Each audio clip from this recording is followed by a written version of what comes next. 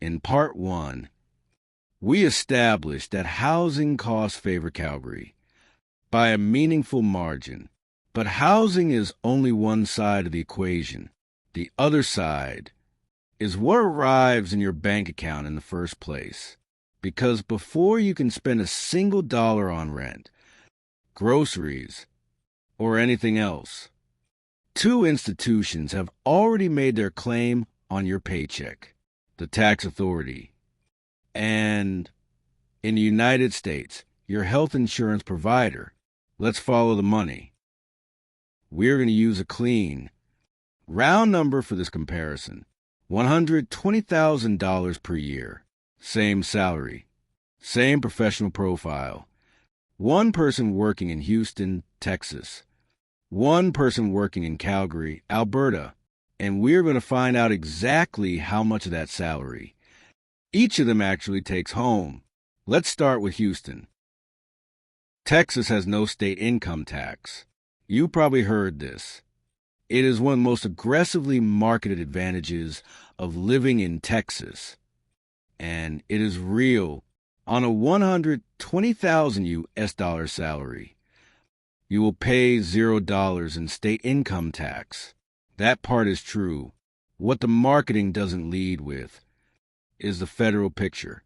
At $120,000, you are firmly in the 22% federal marginal bracket.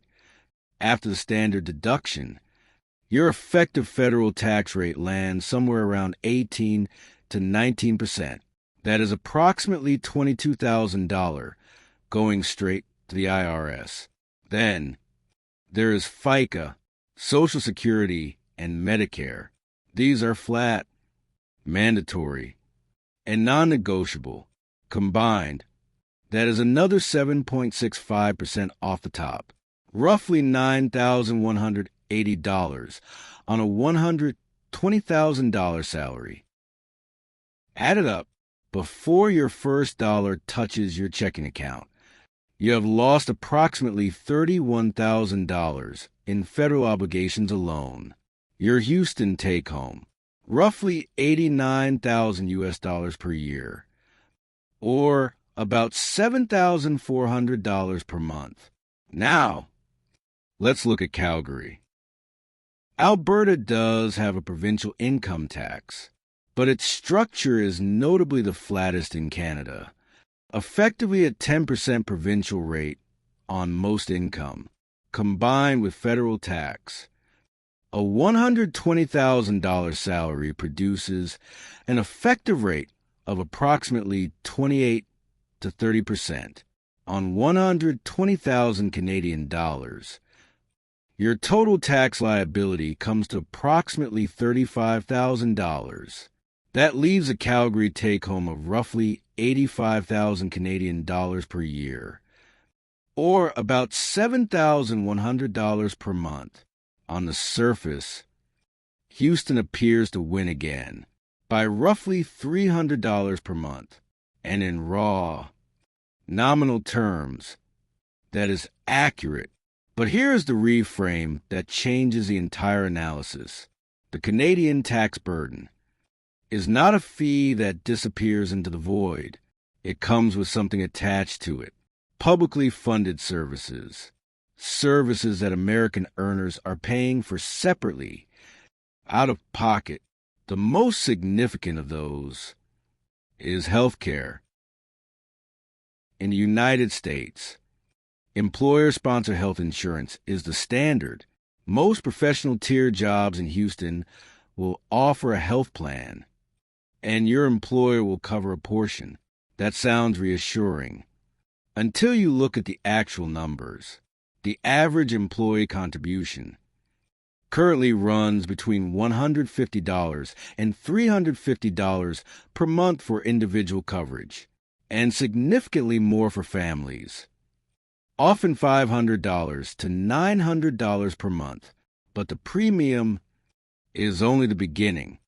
Every standard U.S. health plan comes with a deductible, the amount you pay entirely out of pocket, before insurance covers anything meaningful. For a mid-tier plan, Individual deductibles run between $1,500 and $3,500 per year. High deductible plans can run $6,000 or higher. On top of the deductible, there are co-pays, co-insurance, and an out-of-pocket maximum. In 2026, this can reach as high as $9,450 for an individual. What this means practically is that in any year where you actually need health care, your real exposure is not your premium. It is your premium, plus potentially thousands of dollars in additional costs that arrive as separate bills weeks after the fact. A realistic annual health care cost for a professional in Houston, including premiums and a moderate level of usage, lands between $4,000 and $8,000 per year, entirely separate from their tax bill.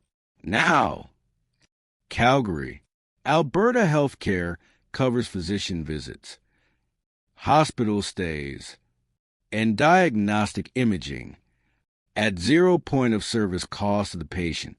There are no deductibles. There are no copays. There is no claims process to navigate. Employer plans in Alberta typically layer dental and vision on top, and these generally run $50 to $120 per month in premiums for genuinely comprehensive coverage. The gap is not subtle.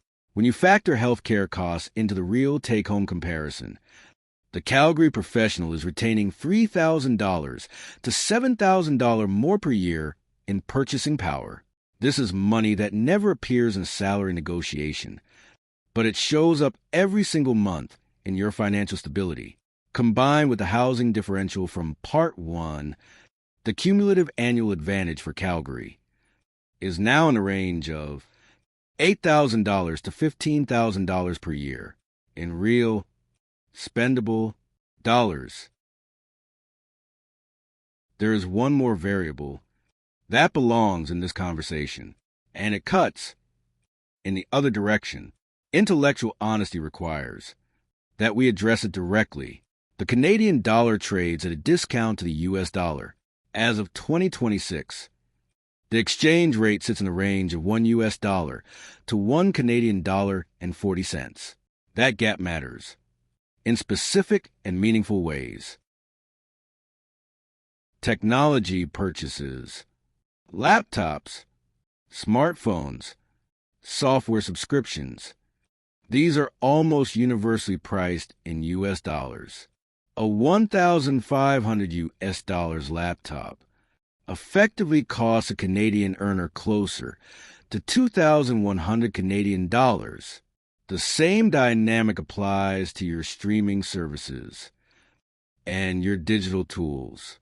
International travel is similarly affected. Flights, hotels, expenses abroad, they all hit Canadian earners harder in nominal terms. Vehicles are a more complex picture.